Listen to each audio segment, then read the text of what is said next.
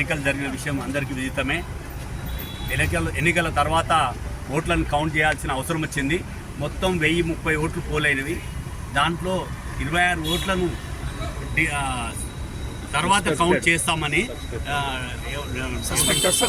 Disputed oats అని పక్కన పెట్టి ఒక 1004ను కౌంట్ చేయడం జరిగింది. దాంట్లో 502 అమరావతి గారికి, 500 నాకు, 2 గుస్ససింగ్ గారికి రావడం జరిగింది. 26 డిస్ప్యూట్ ఓట్లలో 3 ఓట్లను రిజెక్ట్ చేయడం జరిగింది. 23 ఓట్లు ఇంకా లెక్కించవలసి ఉన్నది.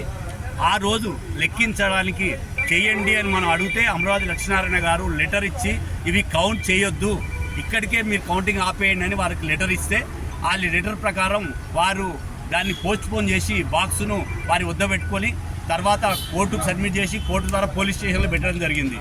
దాని విషయంలో మాకు అనుమానాలు ఉన్నాయి.